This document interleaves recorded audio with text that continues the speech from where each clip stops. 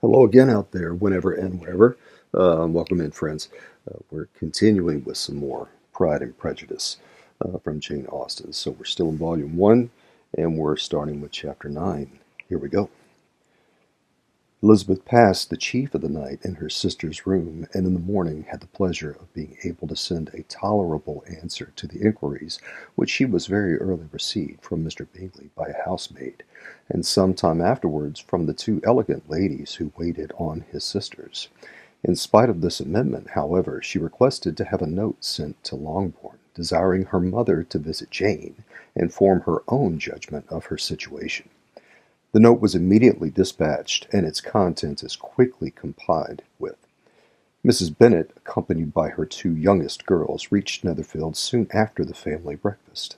Had she found Jane in any apparent danger, Mrs. Bennet would have been very miserable, but being satisfied on seeing her that her illness was not alarming, she had no wish of her recovering immediately, as her restoration to health would probably remove her from Netherfield.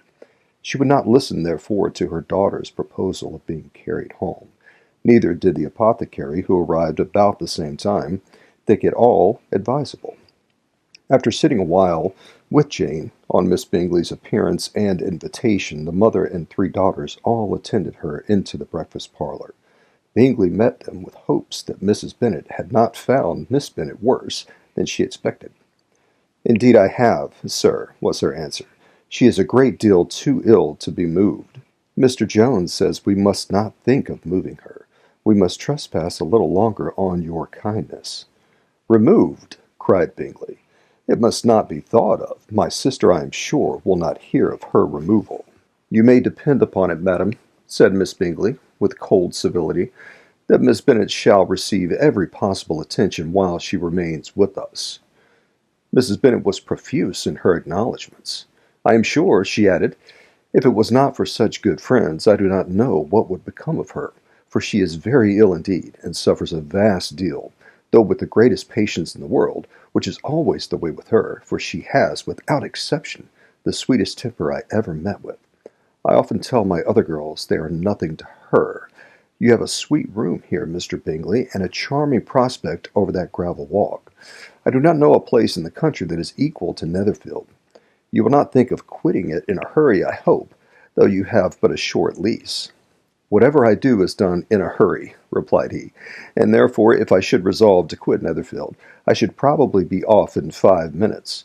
At present, however, I consider myself as quite fixed here."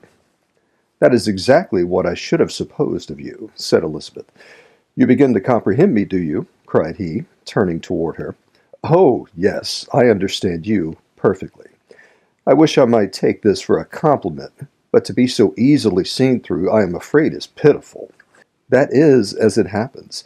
It does not necessarily follow that a deep, intricate character is more or less estimable than such a one as yours." "Lizzie," cried her mother, "remember where you are, and do not run on in the wild manner that you are suffered to do at home." "I did not know before," continued Bingley immediately, "that you were a studier of character. It must be an amusing study." "Yes, but intricate characters are the most amusing. They have at least that advantage." "The country," said Darcy, "can in general supply but few subjects for such a study. In a country neighborhood you move in a very confined and unvarying society. But people themselves alter so much, and that there is something new to be observed in them forever." "Yes, indeed," cried Mrs. Bennet, offended by his manner of mentioning a country neighborhood. "I assure you there is quite as much of that going on in the country as in town." Everybody was surprised, and Darcy, after looking at her for a moment, turned silently away. Mrs. Bennet, who fancied she had gained a complete victory over him, continued her triumph. "I cannot see that London has any great advantage over the country for my part. Except the shops and public spaces, the country is a vast deal pleasanter, is it not, Mr. Bingley?" "When I am in the country," he replied, "I never wish to leave it, and when I am in town it is pretty much the same. They have each their advantages, and I can be equally happy in either." "Ay, that is because you have the right disposition, but that gentleman," looking at Darcy, "seemed to think the country was nothing at all." "Indeed, mamma, you are mistaken," said Elizabeth, blushing for her mother. You quite mistook Mr. Darcy. He only meant that there were not such a variety of people to be met with in the country as in town, which you must acknowledge to be true. Certainly, my dear, nobody said there were. But as to not meeting with many people in this neighborhood, I believe there are few neighborhoods larger. I know we dine with 24 families. Nothing but concern for Elizabeth could enable Bingley to keep his countenance.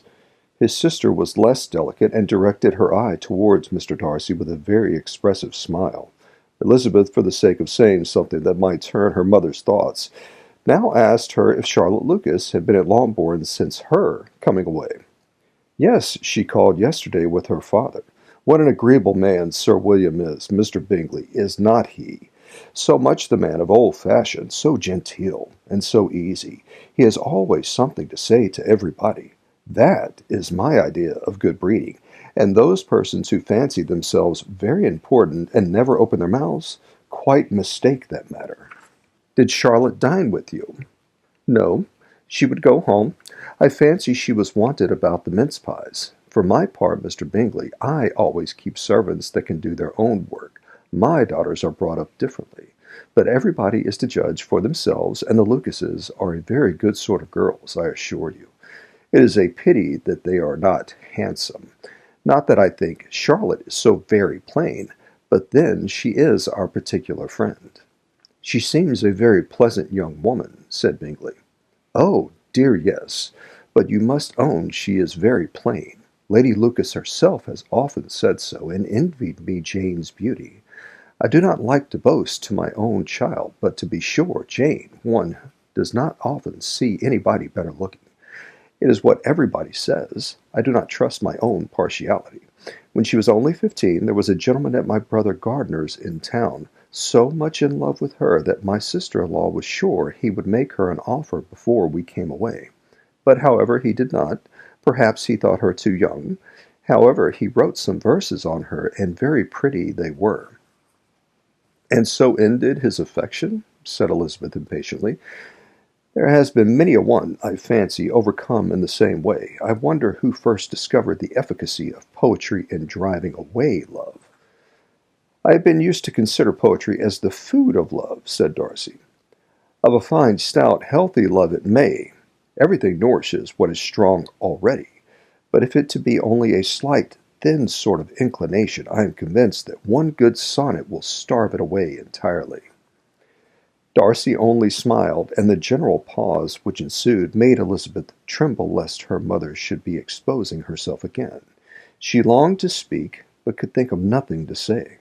And after a short silence, Mrs. Bennet began repeating her thanks to Mr. Bingley for his kindness to Jane, with an apology for troubling him also with Lizzie. Mr. Bingley was unaffectedly civil in his answer, and forced his younger sister to be civil also, and say what the occasion required. She performed her part, indeed, without much graciousness, but Mrs. Bennet was satisfied, and soon afterward ordered her carriage.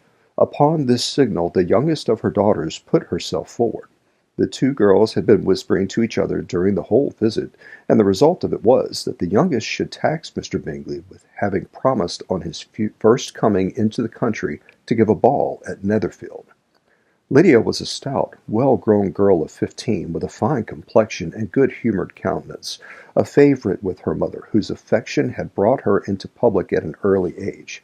She had high animal spirits and a sort of natural self-consequence, which the attentions of the officers, to whom her uncle's good dinners and her own easy manners recommended her, had increased into assurance. She was very equal, therefore, to address Mr. Bingley on the subject of the ball, and abruptly reminded him of his promise, adding that it would be the most shameful thing in the world if he did not keep it. His answer to this sudden attack was delightful to their mother's ears. I am perfectly ready, I assure you, to keep my engagement, and when your sister is recovered, you shall, if you please, name the very day of the ball. But you would not wish to be dancing while she is ill. Lydia declared herself satisfied. Oh, yes. It would be much better to wait till Jane was well, and by that time most likely Captain Carter would be at Meryton again. And when you have given your ball, she added, I shall insist on their giving one also. I shall tell Colonel Forster it will be quite a shame if he does not.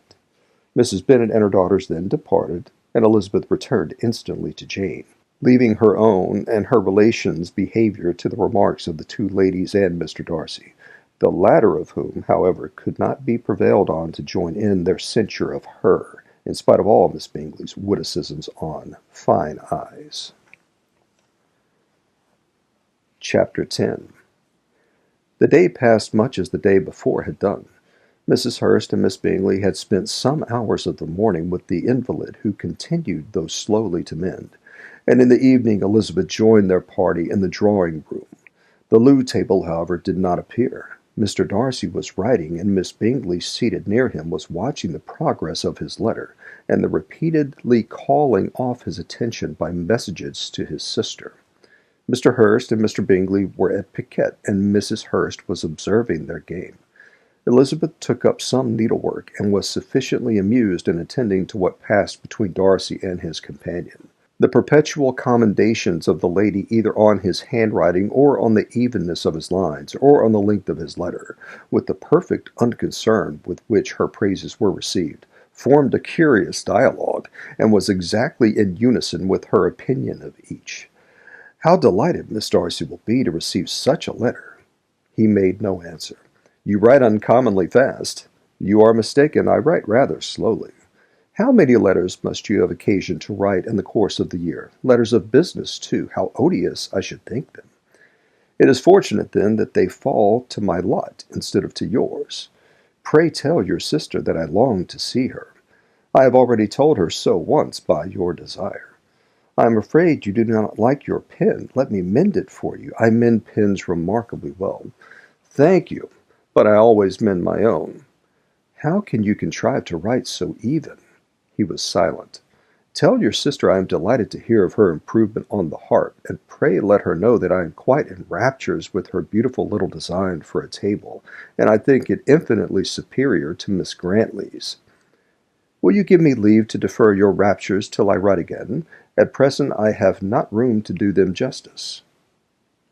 "Oh, it is of no consequence. I shall see her in January. But do you always write with such charming long letters to her, Mr. Darcy?" "They are generally long, but whether always charming it is not for me to determine. It is a rule with me that a person who can write a long letter with ease cannot write ill." "That will not do for a compliment to Darcy, Caroline," cried her brother, "because he does not write with ease. He studies too much for words of 4 syllables. Do not you, Darcy?" "My style of writing is very different from yours."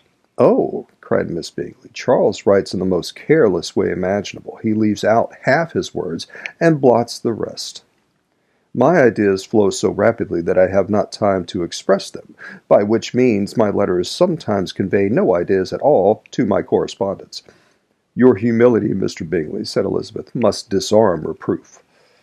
"Nothing is more deceitful," said Darcy, "than the appearance of humility. It is often only carelessness of opinion, and sometimes an indirect boast." "And which of the two do you call my little recent piece of modesty?" "The indirect boast, for you are really proud of your defects in writing, because you consider them as proceedings from a rapidity of thought and carelessness of execution, which, if not estimable, you think at least highly interesting. The power of doing anything with quickness is always much prized by the possessor, and often without attention to the imperfection of the performance. When you told Mrs. Bennet this morning that if you ever resolved on quitting Netherfield you should be gone in 5 minutes, you meant it to be a sort of panegyric, of compliment to yourself. And yet what is there so very laudable in a precipitance which must leave very necessary business undone, and can be of no real advantage to yourself or any one else?" "Nay," cried Bingley, "this is too much, to remember at night all the foolish things that were said in the morning.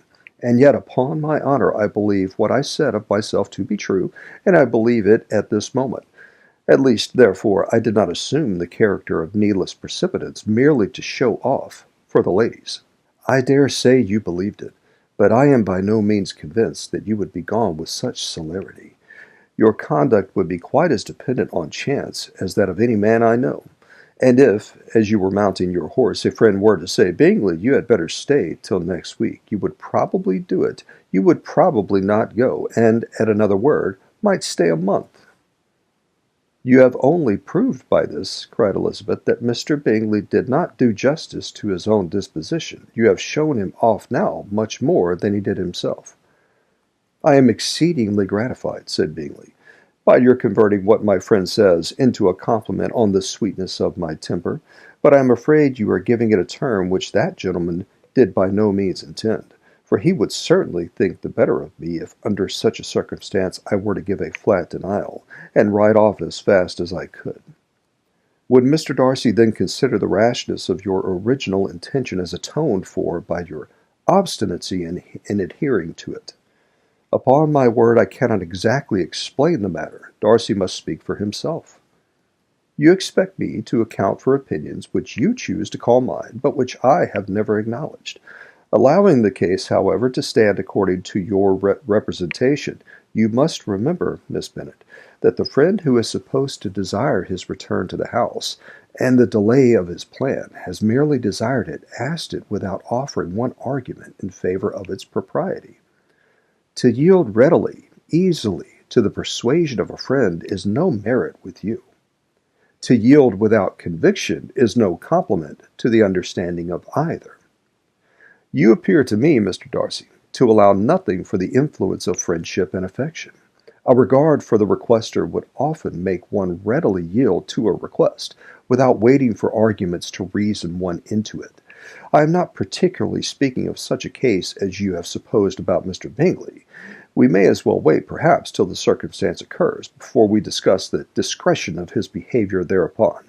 But in general, and ordinary cases between friend and friend, where one of them is desired by the other to change a resolution of no very great moment, should you think ill of that person for complying with the desire, without waiting to be argued into it? Will it not be advisable, before we proceed on this subject, to arrange with rather more precision the degree of importance which is to appertain to this request, as well as the degree of intimacy subsisting between the parties? "By all means," cried Bingley. "Let us hear all the particulars, not forgetting their comparative height and size, for that will have more weight in the argument, Miss Bennet, than you may be aware of.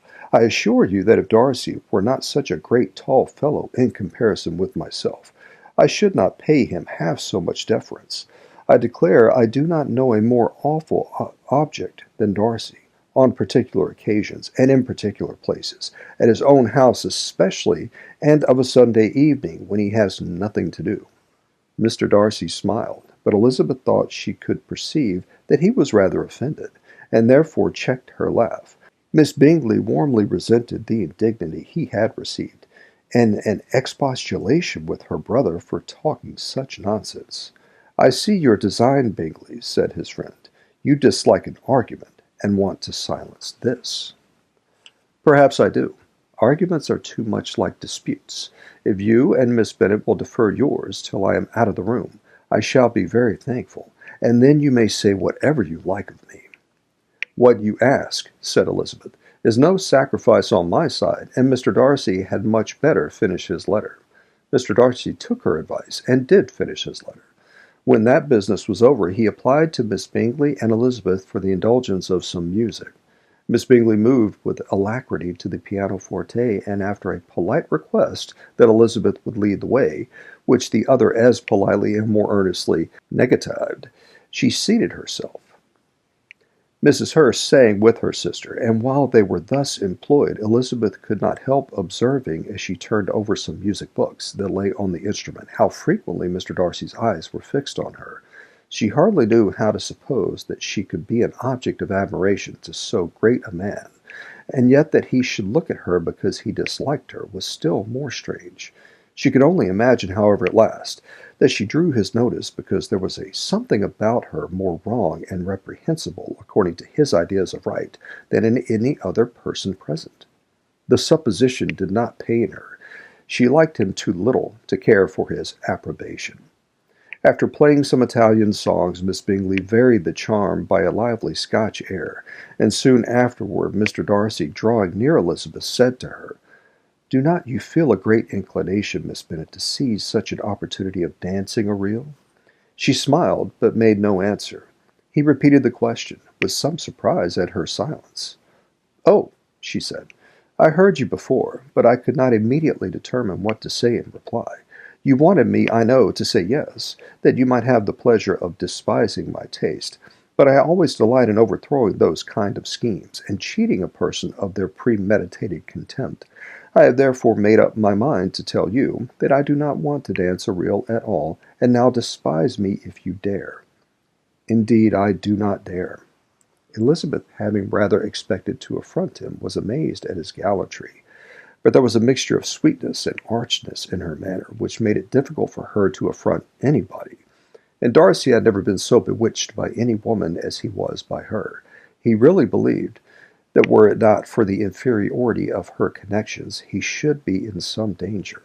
Miss Bingley saw or suspected enough to be jealous, and her great anxiety for the recovery of her dear friend Jane received some assistance from her desire of getting rid of Elizabeth. She often tried to provoke Darcy into disliking her guest by talking of their supposed marriage and planning his happiness in such an alliance. "I hope," she said as they were walking together in the shrubbery the next day, "you will give your mother-in-law a few hints, when this desirable event takes place, as to the advantage of holding her tongue, and if you can compass it, do cure the younger girls of running after the officers. And, if I may mention so delicate a subject, endeavor to check that little something, bordering on conceit and impertinence, which your lady possesses. Have you anything else to propose for my domestic felicity? Oh, yes! Do let the portraits of your uncle and Aunt Phillips be placed in the gallery at Pemberley. Put them next to your great-uncle the judge. They are in the same profession, you know, only in different lines. As for your Elizabeth's picture, you must not attempt to have it taken, for what painter could do justice to those beautiful eyes? It would not be easy indeed to catch their expression, but their color and shape, and the eyelashes, so remarkably fine, might be copied." At that moment they were met from another walk by Mrs. Hurst and Elizabeth herself. "I did not know that you intended to walk," said Miss Bingley in some confusion, lest they had been overheard. "You used us abominably ill," answered Mrs. Hurst, "in running away without telling us that you were coming out." Then, taking the disengaged arm of Mr. Darcy, she left Elizabeth to walk by herself. The path just admitted three. Mr. Darcy felt their rudeness, and immediately said, "This walk is not wide enough for our party. We had better go into the avenue." But Elizabeth, who had not the least inclination to remain with them, laughingly answered, "No, no. Stay where you are. You are charmingly grouped, and appear to uncommon advantage. The picturesque would be spoilt by admitting a fourth. Good-bye." She then ran gaily off, rejoicing as she rambled about, in the hope of being at home again in a day or two. Jane was already so much recovered as to intend leaving her room for a couple of hours that evening. All right, folks, that is the end of Chapter 10. We'll continue next time with Pride and Prejudice, Chapter 11. And I thank you so much for joining, and hope you have a great day or night whenever and wherever you are out there. See you soon. Bye-bye.